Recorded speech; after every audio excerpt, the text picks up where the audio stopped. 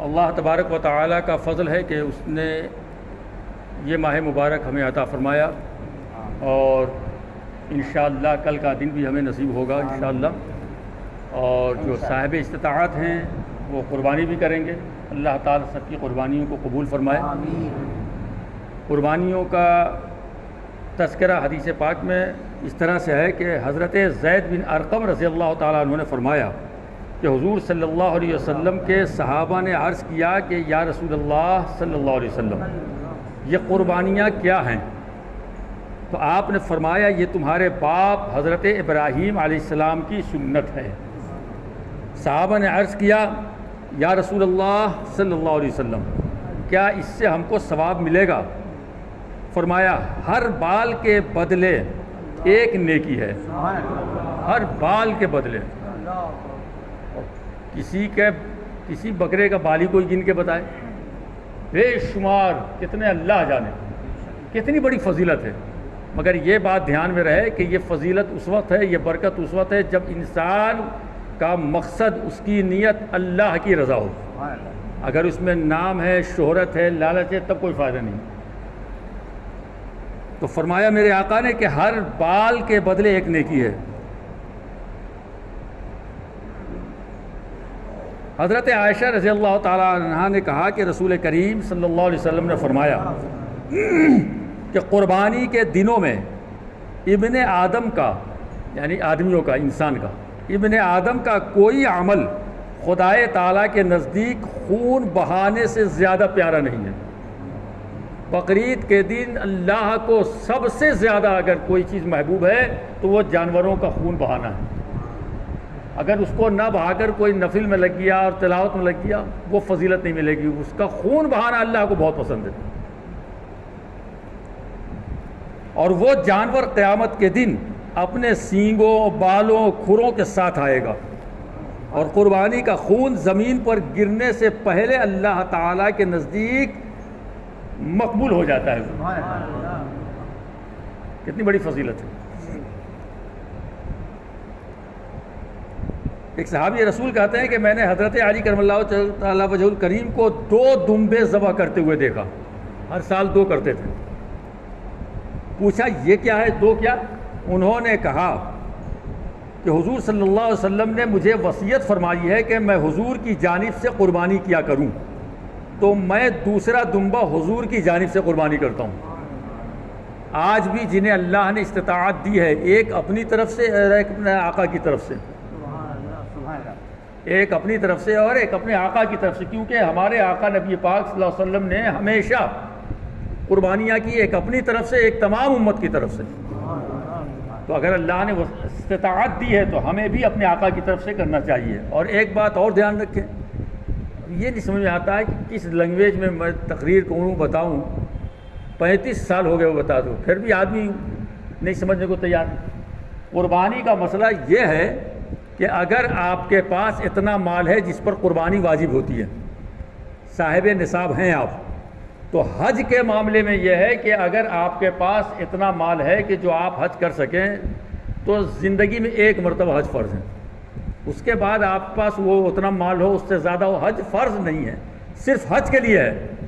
مگر زکوٰۃ دینے کے لیے، قربانی کرنے کے لیے اگر ہر سال آپ کے پاس اتنا پیسہ آ جاتا ہے جس پر قربانی واجب ہوتی ہے، تو ہر سال آپ کو قربانی کرنی پڑے گی، ہر سال کرنی پڑے گی۔ اچھا، ایک اور کیا لوگوں کے اندر خرابی ہے، کمی ہے، کہ مثال کے طور پر آپ صاحب نصاب ہیں، تو آپ لائے اور قربانی کے وقت کہتے ہیں کہ میرے بیٹے کے نام سے کر دیجیے، حضور کے نام سے کر دیجیے۔ اگر آپ کے اوپر قربانی واجب ہے، جس شخص پہ قربانی واجب ہے، ایک قربانی اپنے نام سے کرنا ہی پڑے گا، اسے ضروری ہے، واجب ہے اس کے لیے۔ اب اگر اپنے باپ کے نام سے، دادا کے نام سے، کسی کے نام سے کرنا چاہے تو دوسرا لائے یا حصہ لے لے، وہ بہت ساری آسانیاں ہیں۔ مگر جب آپ صاحب نصاب ہوں گے، تب آپ کو اپنی قربانی اپنے نام سے کرنی ہی پڑے گی۔ یہ نہیں ہے کہ اس کو بیٹے کے نام سے اور فلاں کے نام سے، فلاں کے نام سے کر دیں۔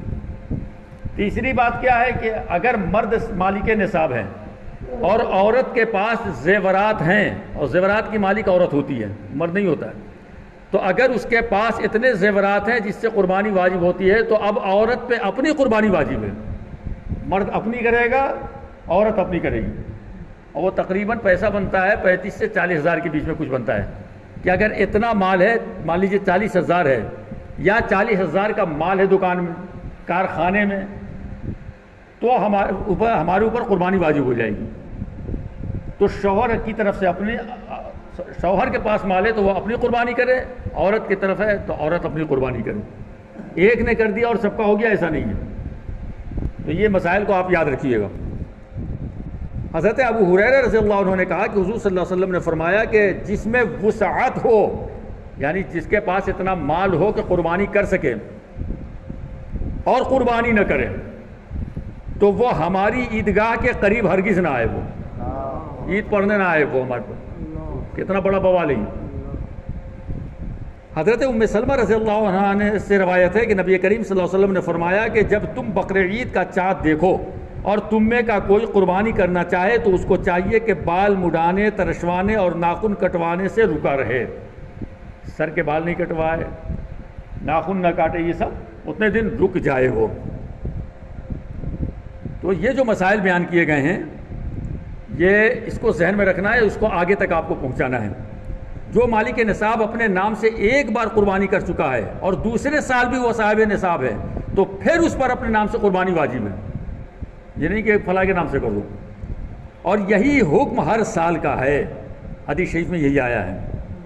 اگر کوئی صاحب نصاب جس پر قربانی واجب ہے اپنی طرف سے قربانی کرنے کے بجائے دوسری کی طرف سے کر دے اور اپنے نام سے نہ کرے تو سخت گنہگار ہوگا، سخت گنہگار ہوگا. لہذا اگر دوسرے کی طرف سے بھی کرنا چاہتا ہے تو اس کے لیے ایک دوسری قربانی کا انتظام کرے. وہ اور وہی جو میں نے بتایا وہی آگے دے رہے ہیں کہ ایک اپنی طرف سے قربانی اس کو کرنی ہی پڑے گی، ورنہ وہ گنہگار ہوگا اگر نہیں کیا تو. اللہ تعالی ہمیں مسائل پہ چلنے کی توفیق عطا فرمائے. اور ہمیشہ دھیان رکھیے اللہ کے واسطے، لوگ نہایت گنہگار ہوتے ہیں کہ دین کے معاملے میں بھی اپنی ٹانگ اڑاتے ہیں. ذرا سا اگر پڑھ لیا قسمت سے، کہیں اردو پڑھ لی، تھوڑی سی تقریریں سن لی، تھوڑے مسائل معلوم ہو گئے تو ان کے سمجھتے میں تو بہت معلومات ہے، میں نے اردو کتابیں پڑھی ہیں. ارے اردو کی کتابوں میں سب مل جائے تو ہم لوگ کیوں عربی میں دماغ کھپاتے؟ 8 سال 9 سال ہم لوگ کیوں اپنا گھر چھوڑ کر کے دال روٹی کھا کر کے محنت کرتے ہیں؟ میرے بھائی اتنا آسان نہیں ہے. اس لیے اللہ کے واسطے جب دین کا معاملہ آ جائے تو علماء سے رابطہ کریں آپ، اور وہ بھی علماء حق سے رابطہ کریں، صحیح عقیدے کے علماء سے رابطہ کریں اور ان سے مسائل معلوم کریں.